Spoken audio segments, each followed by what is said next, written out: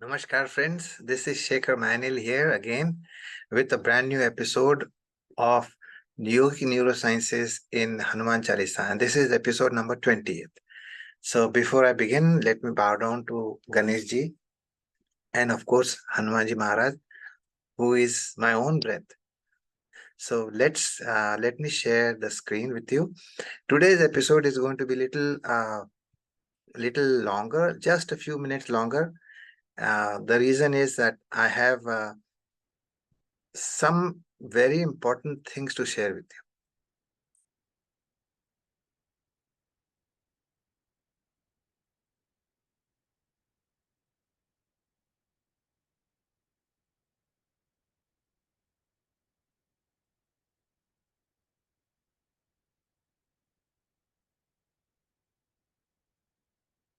Okay.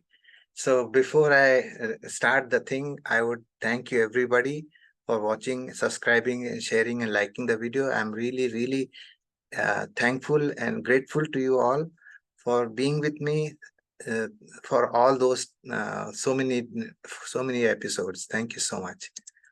So today's episode will be Tum Mama Priya Bharatahi Samabhai, which means actually this is the essence is conscious or Chalisa breathing along with Shambhavi Mudra strengthens our super metacognitive intelligence. Now there is a lot of words here, so but I will just bear with me. I'll go slowly everything side systematically to make it palpable and understandable. So don't worry about it. Okay. So Tuma Mama Priya Bharatahi Samabhai. Tuma means who? Hanumanji, our breath, right? Mama means me or Sri Ram. Sri Ram is saying this to Hanumanji. Tuma Mama Priya Bharatahi Samabhai. So Priya means dear, obviously. Bharatahi Samabhai, just like my brother Bharat. So Hanumanji, you are dear to me like my brother Bharat. Or in other words, Sri Ram, our consciousness is telling our breath that our breath is dear to consciousness like Bharat is. Okay. So this means that Sri Hanumanji, our breath, and Bharatji, Sri Ram's brother, are almost the same, or one leads to another, right? Either Bharatji leads to to Hanumanji or Hanumanji leads to Bharatji, it's the same thing.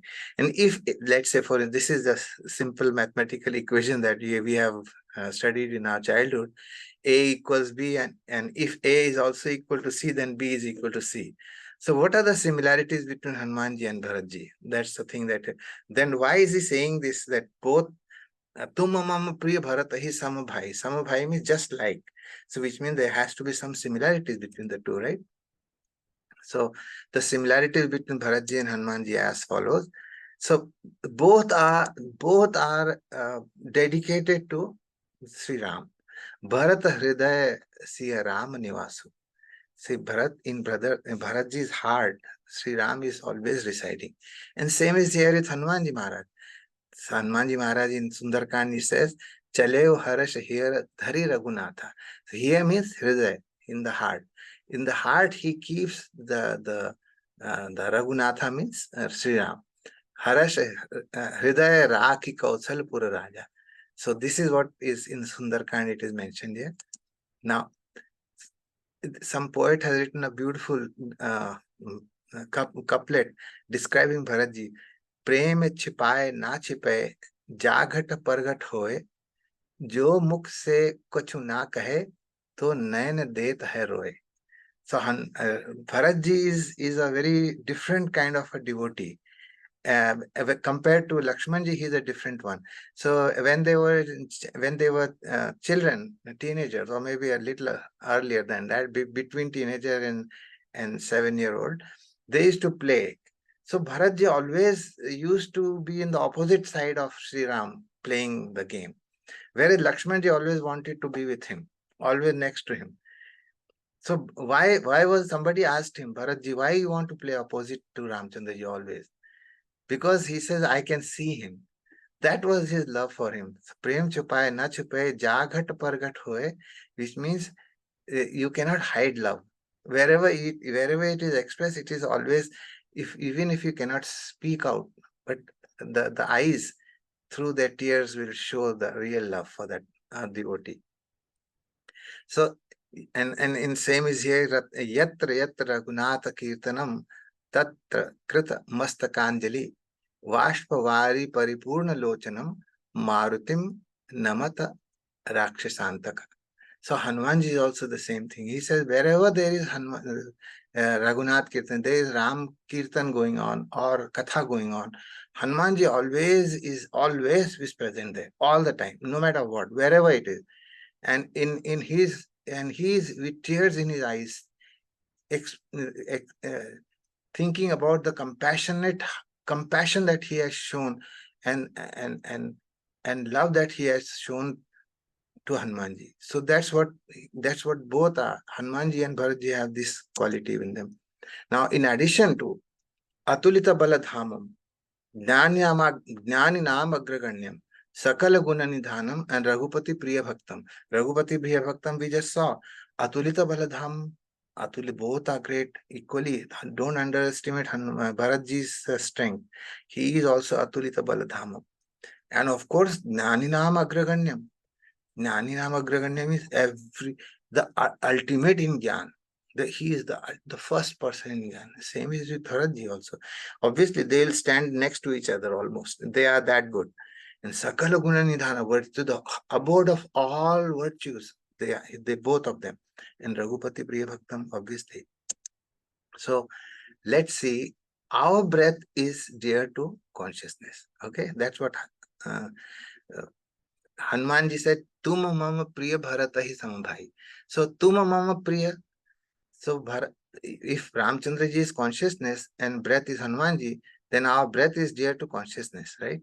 So for our breath to be dear to consciousness, it must be very near to consciousness, right? So much so that the consciousness becomes subservient to the breath. That is the power of being a devotee. So it says, Sumiri Pavana Sutta Pavana Namu Apne Bas Kiye Rakhi. Sumiri Pavana Sutta Pavana Namu Apne Bas Kiye Rakhiye Ramu. So he said that Hanuman सम नहीं बड़ भागी हनुमान सम नहीं बड़ भागी नहीं को राम चरण अनुरागी हनुमान सम नहीं. So Hanuman सम नहीं बड़ भागी नहीं को राम चरण अनुरागी. गिरिजा जा सुप्रीत सेवकाई गिरिजा जा सुप्रीत सेवकाई बार बार प्रभु निज मुख गाई. So Shivji says, Hey Girija, hey Parvati ji, there is no one as fortunate as Hanumanji, nor is there a lover of the feet of Sri Ram, whose love and service the Lord himself has repeatedly praised from his own mouth. So this means that Ramchandra ji is subservient to Hanumanji now. बार बार मुख से गाई and सुमिर पवन सुत पावन अपने बस किए राखिए Ram. He has completely conquered him through his love. That is the beautiful. But it is said that our breath, Hanumanji, is dear to consciousness, just like Bharat is. Tum mama priya Bharat hi samabhai. So Bharatji is dear to consciousness, right? So for Bharatji to be dear same way as Hanumanji, if he has to be dear to consciousness, he has to be near the consciousness, right? Same is here also. So much so that the consciousness becomes subservient to Bharatji, right? Bharat कहे सोई किए भलाई अस कही राम रहे अरगाई. Now this portion is I'm going to describe little briefly here. So Bharatji is going to Chitrakoot, and where in Chitrakoot he meets Ramchandra ji. And in his mind, he is almost prepared to say that please come back to Ayodhya. Now, Ramchandraji and Sita, Ramchandraji is bound by the promise that he has given to his father that he will go to the forest because of Kaikeyi. Kaikeyi said, no, Ramchandraji has to go to the forest and Bharat will become the king. That was the two boons that king gave to Kaikeyi. Okay. Now, Bharatji wants to ask, could you come? And he is hesitating. How can he say that? Because he knows that it is not, he has to supersede so many people. His father, his mother, his Kaikeyi, and the entire Guru Vashishta, everybody he has to bypass in order to have this happen. So he is very hesitant. But Ramchandraji and Vashishta Muni says, Bharat wants to tell something to you, Ram. Would you like to listen to him? He says, sure. Bharat koi soi kei bhalai. Whatever Bharat says is good for everybody. Whatever Bharat says is good for everybody. And after that, he kept his mouth shut. He said that, and this is what he understood. Manu prasanna kari sakuchi sakuchitaji kaho karo soyaj. Means you say with absolute happiness, whatever you say, I will do it. That much confidence. And see that this is the love. This is called subservience to Bharatji. Conscious Sri Ram is completely enamored. He is completely become the servant of Bharatji now, almost. He says, whatever Bharatji says, you say and it shall be done. That kind of a thing. They said, Bharat sari se koi Ram sanehi, jag jap Ram, Ram jap jehi. Bharat sari se ko Ram sanehi, jag jap Ram, Ram jap jehi. Jag jap Ram, Ram jap jehi. जग जप राम राम जप जे भरत सरिस नहीं कोई सने. Nobody is as dear to Ram. The whole world chants the name of Sri Ram, but he himself chants the name of Bharatji. That kind of a complete takeover of the master with love, with total devotion. Ram always keeps on thinking about Bharatji and he loves him the most. But who is Bharatji anyway? Let's find out.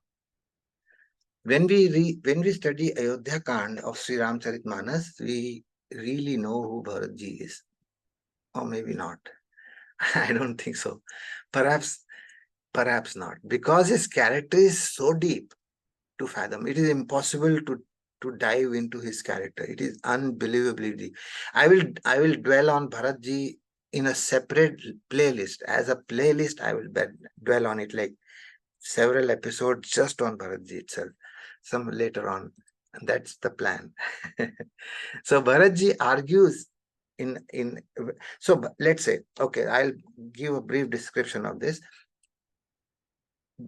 King Dashrath is already dead. Sri Ram, Lakshman and Sita ji are already gone to the forest.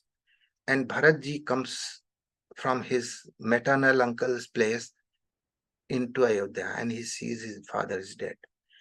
Now, Guru Vashishta says, Bharat, this has happened now. It is the father's wish that you have to become the king of Ayodhya.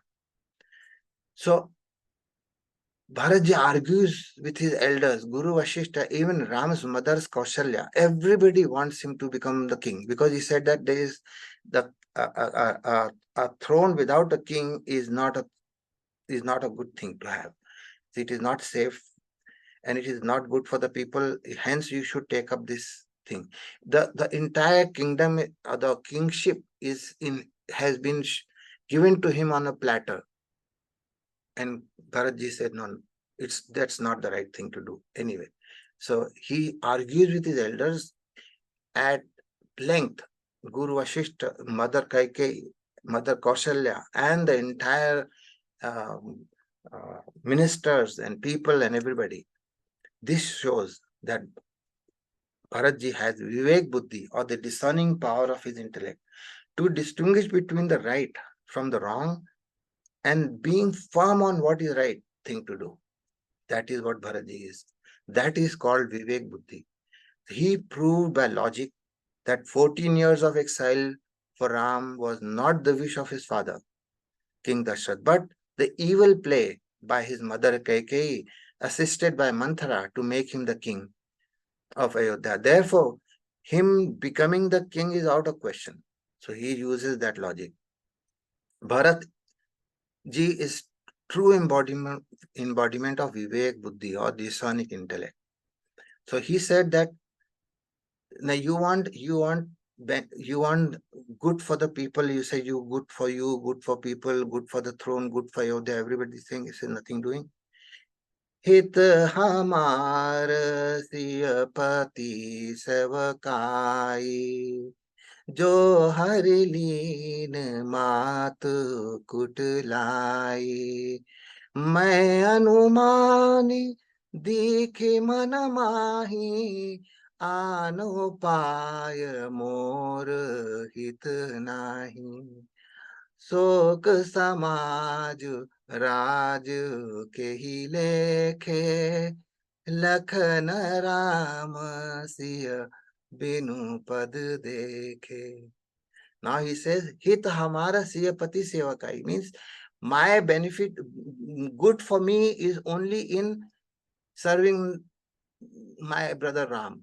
Siyapati means Sitaji's husband. This is the only hit I have. The best for me is that only, to serve him.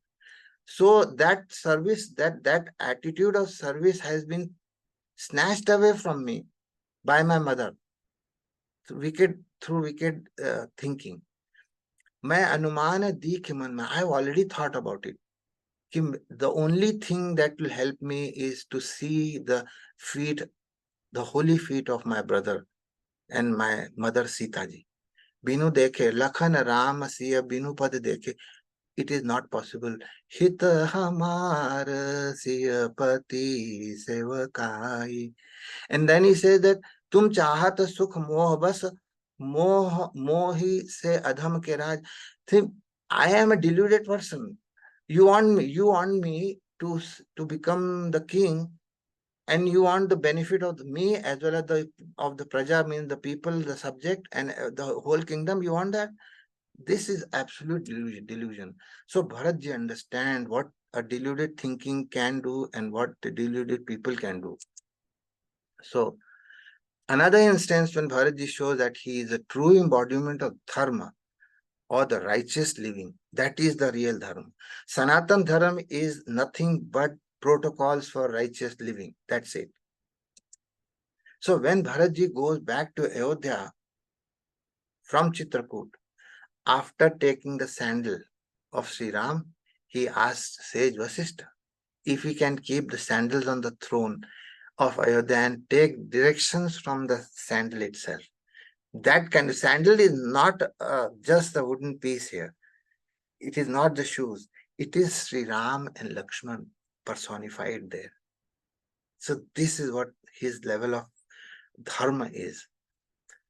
So Vasishtha says, with tears in his eyes, he says, Samuj, Samujhava kahab karab tum joyi, dharam saru jag hoye soy.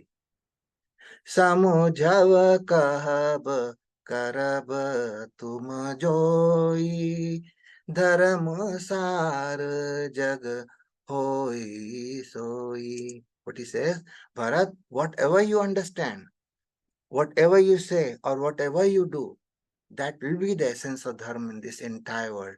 That much you are soaked in dharma. Dharma sar means the nectar, the essence, the juice of dharma is you. So whatever you say, whatever you understand, whatever you do, will be dharma. So actually, Bharatji laid the foundation of Ram Rajya actually. He is the only person who has laid the foundation of Ram. It is not the Ram. It is not Ram who has laid the foundation of Ram Raj, but it is Bharatji who has laid the foundation of Ram Raj. And how he lays the foundation of Ram Raj, what he does, and how we can also use that protocol in order to increase the level of energy nationally, we can learn from Bharatji. So Bharatji's brain is like that. Now, right now, as of now, when he is arguing with uh, with his mother and sage Vashishta ji and Mantri and all the people of Ayodhya, that why he should not be the king, and why they are throwing logic at him that no, you must become the king. So this is the left brain is what he is under. Uh, is in use now. The left brain has the analytical power, the logical, linear thinking ability. It is more realistic. It is cannot, and is very objective, and it is systematic and sequential. This is the power. This is what the left brain does, right? So this using his left brain, he gave the logical perspective to the situation as what he could be, that he should not be the king, despite very strong logic thrown at him from sage Vasishta mother and Sri Ram's mother and everyone there. He does not, he deflects them one by one. That I will deal. This whole part of this Ayodhya Kand is unbelievable.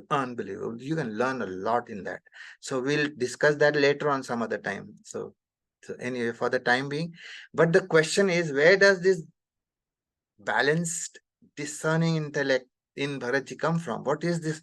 Where is this coming from? This is the logic is that's fine, but there is a balance also. So Bharatji has a fathomless love for Sri Ram and Sita that gives him that balance, discerning intellect. Okay. Some other poet also has talked about that. Prem na badi upaje, prem na heart bikaye, Raja Parja Jehi Ruche Sis De Le Jaye. Means what he says that love is not available in the fields. It doesn't grow in the fields. So love is not available in the marketplace also. Anybody, Raja or Praja, anybody can get love, but you have to give your head for that. Sis De Le Jaye. You give your head means you give your ahankar, the ego. You have to let go of your ego and ahankar, and only then love can happen to you, and that love can get get uh, take birth in your being, right? This is what it is said. It is the love emotions erupting from the knowledge derived knowing. Now I repeat this: the love emotion erupting from the knowledge derived knowing of who Sri Ram and Sita ji is what gives the balanced discerning intellect. The knowledge, who is he serving essentially? He is serving the existence, the entire, the Shiv and the Purish and the Prakriti. He is serving them. And that is what gives Bharatji the balanced, discerning intellect. Bharat Hridaya Siya Ram Nivasu. This is what it is. The in Bharatji's heart, Sri Ram, Purish Prakriti, Shiva Shakti, Ram Sita, they reside in him as one. So that's what it is. So the seat of intense love and compassion, if you can come to the brain part of the material part of it, the intense love and compassion seat of that is right insular cortex, which is the substructure in the prefrontal. This is the section taken by in an fMRI study, functional magnetic resonance imaging studies. And this this orange, red, or whatever part you see is basically the blood oxygenation. So whenever you are asked to sit down in meditation and think about love and compassion very much deeply, this is the area which lights up in that, which means more blood goes into that region. Of course, blood goes everywhere, but when you normalize the scans, you almost see the thing that is showing up higher blood is the right prefrontal cortex. Now, this is the architecture of the intelligence in the brain. Now, the intelligence, the actual the common sense intelligence, the general intelligence, and the executive function of our brain is located in the almost in the left prefrontal cortex, left temporal cortex, and left parietal cortex, and the white matter, which means the axon which connects all these things together. So this is the essential architecture of intelligence in our brain. And this gentleman, Aaron Keith Barbie, has been one of my, I mean, I am his fan, to be very honest with you. Whatever he has done, studies are unbelievable. Beautiful studies he has done. So anyway, this is what is Bharatji uses when he is trying to deflect the logic that is put on him, that he must take the course of becoming the king, but he said no, nothing doing. So Bharatji's brain is the left analytical, logical, of course, that you have seen, but he has also the right hemisphere, which is also activated because he has the intuition, the imagination, and this right brain has these functions, right? It is emotional, it is creative, it is spontaneous, it is subjective. This left brain is objective, this is subjective. So in science, in the Western science, this left brain is mostly used, but in Eastern yogic super science, I would say, these aspects are taken care of. So if we use this and this together, then there's something else can also happen. So the left side of the brain gives Bharatji the logical perspective of the situation, and the right side of the brain gives him the emotions of love to balance out the logical, analytical part of his personality and gives him the clarity in thinking. So that clarity in thinking comes from balance of both. It is neither show it to me and then I believe it, or it's not also not like, okay, I am emotional about it, I'll just believe it. That also doesn't happen. So there is a balance together which gives the clarity. Clarity is a very different thing. It is a whole brain activity. It is not just left brain or right brain activity. Okay, but Bharatji shows something more than just the balancing of the left logical brain and the right emotional brain. Okay, and that is called metacognitive intelligence. Bharatji also depicts metacognitive intelligence. Now, what is metacognitive intelligence? It is thinking about thinking. So thinking about thinking means what? Thinking about means you going into higher level of reasoning, not at the basal level, not at me and my level. How will it affect the general masses? How will it affect the future generations? That kind of thinking about thinking, and having a very, very clear executive function thinking. He is like almost the CEO of the company, always wants to see where the company will be headed in 20 years down the road, 50 years down the road. Whereas these metacognitive intelligence think about generations, think about centuries ahead of time, that kind of a thing. So this portion is the only portion which is going to develop in the future human evolution. This part of the prefrontal cortex, it has 9 functions so far as discovered. It has empathy, insight, response, flexibility, emotion regulation, body regulation, morality, intuition, attuned communication, and fear modulation. Now, what happens is there is another part of the brain which is called limbic brain, which is basically driven by fight, flight, freeze, stress response. All those negative responses are there. That's where it's at. We have been using this limbic brain till now. Now we have to develop this prefrontal cortex better, much more better, to becoming a metacognitive intelligent people. So if the brain is controlled by limbic system, we will always operate in fear, worry, um, uh, all the stress and fight and flight response mode all the time. Cortisol will be all the time regulating our physiology and our behavior. Whereas if we go into the, I mean, this will be like sympathetic nervous system, right? Whereas the prefrontal cortex will trigger the parasympathetic nervous system, right? So that's what it will become.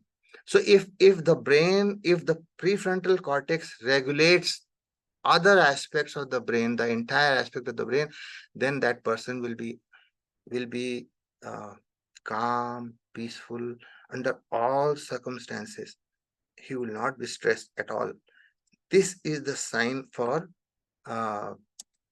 what you call the metacognitive intelligence. This is the place where metacognitive intelligence will arise in human beings in the future.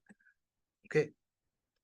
So additionally, Bharatji shows Dharma Buddhi. Now there is a Vivek Buddhi, Vivek Buddhi, Dharma Buddhi. Now there is another layer of Buddhi, that is, which basically takes into account the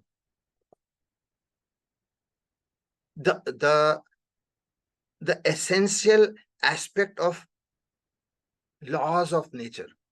Right? That is the Dharma Buddhi that he takes into account. And that's where the right decision comes into play. So when he reaches Ayodhya, that is what he says. He shows this Dharma Buddhi. So he puts the sandal on the throne. And samujhav kahab karab tum joi dharma sar jag hoye soi. In Prayagraj, there is this beautiful portion in Ayodhya Kand, where Prayagraj, where Triveni Sangam is, Ganga, Jamuna, and Saraswati meet together. And there is an ashram of sage Bharadwaj Muni, who told Bharatji that Sab sadhan kar sufal suhava lakhan ram siya darsana pava tehi phal kar फलो दरस तुम्हारा सहित पयाग सुभाग हमारा भरत धन्य तुम जगु जगु जयऊ कह अस प्रेम मगन मुनि भयऊ. What Bharatji says is so beautiful. He says that the fruit of all the sadhana, karma yoga, jnana yoga, bhakti yoga, kriya yoga, kundalini yoga, you name it, all yoga. The essential essence of that is subjective realization of consciousness. The Lakshman karma, Ram is jnana and Sitaji is bhakti. This is all together is that the outcome of all the sadhana is this. But what is the outcome of after having subjective realization of this? Is to see you, is to get a glimpse of you, Bharatji. The fruit of realization of subjective realization of Ram, Lakshman, and Sita ji is to get a glimpse of you. That kind of a person you are, Bharat. And thinking this, that Bharatji is standing right in front of him, Bharadwaj went into meditative trance right away. This is the beauty of Bharatji's character.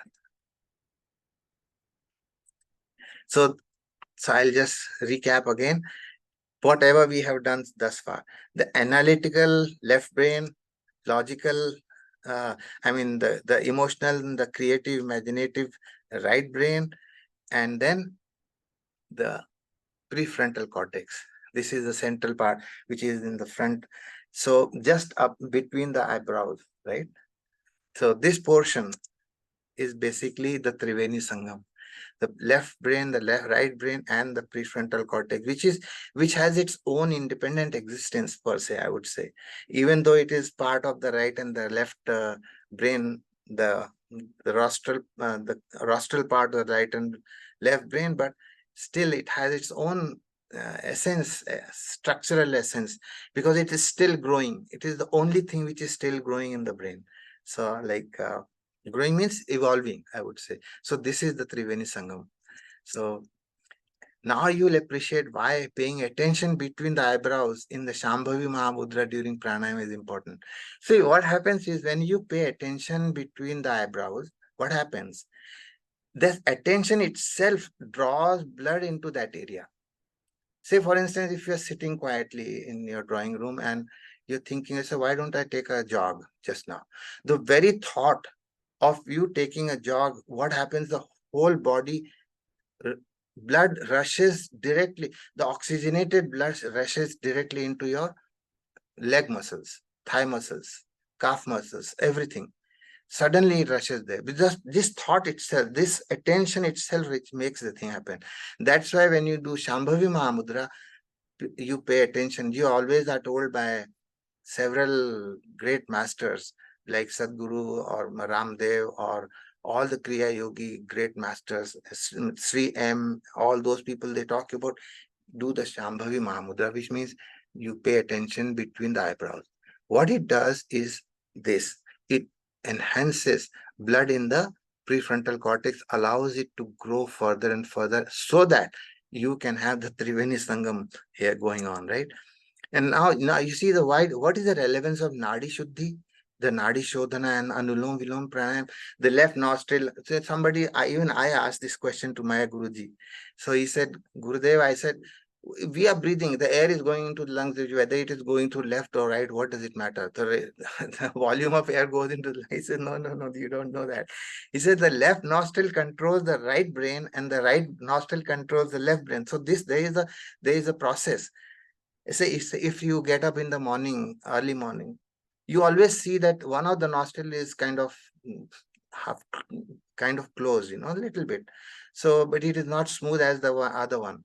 So what happening is, so if the right nostril is closed and left nostril is working, so which means you will be all day you will be little emotional in your temperament. And if your right nostril is open and left is closed, which means you will be mostly logical and argumentative that day. So that kind of a thing it will happen. So that's why in order to activate the prefrontal cortex and to let it evolve further and grow further, you need both the nostrils open. Of course, both the nostrils open at the same time. Shambhavi Mahamudra makes things happen. And that's the reason is of clearing both the nostrils.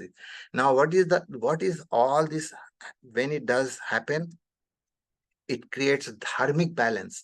Now there is a something kind of not the electrochemical or whatever the neurotransmitter level balance. No, it is a dharmic balance. Dharmic balance, the value-based balance will happen in your brain. And that is called super-metacognitive intelligence, which Bharatji has. And Hanumanji also has the same. Okay. So any nation in the world who has more of such individuals, this is the most important slide in the whole thing. Any nation in the world who has more of such individuals with super metacognitive intelligence can be the leader of the new world order, where transformed human beings will transform the world. And it all starts with conscious breathing, the Chalisa way, plus Shambhavi Mahamudra. I've added new term here in addition to Chalisa breathing, the Shambhavi Mahamudra. Chalisa breathing is 4 by 4 by 4 by 4. That's square. Inhale, four counts. Hold 4 counts. Exhale 4 counts. And hold 4 counts. Inhale 4 counts. This is the 4 count breathing, right? And if during this, now that breathing is obviously with Ujjayi, right? Ujjayi breathing is constricted throat, little bit, slight constriction in the throat.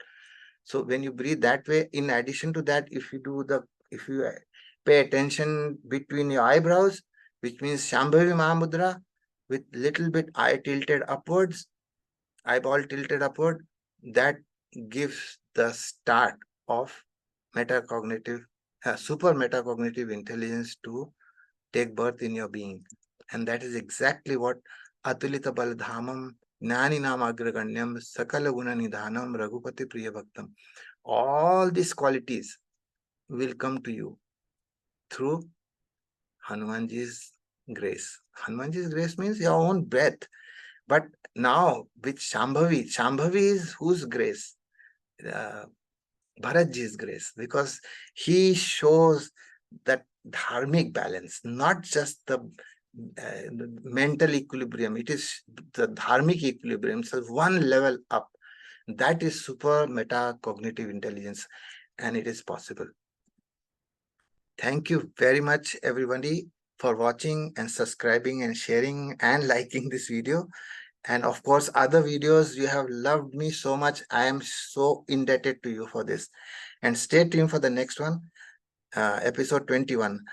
Bala Buddhi Vidya Dehu Mohi Harahu Kaleshwarika. Bala Buddhi, which first give me the strength, then the Buddhi, and then the Vidya. So without the bal, which means the strength, inner strength and physical strength and all the strength, right? Then only Buddhi give me Buddhi, which is the vessel to put the Vidya in. So you, in order to get the Vidya, you need Buddhi, which is a vessel. And in order to have that vessel kept in a right body, you have to have bal. If you have Vidya and Buddhi and no bal, it's all wasted. It's gone. And we'll talk about that in the next episode. Thank you so much. I appreciate that.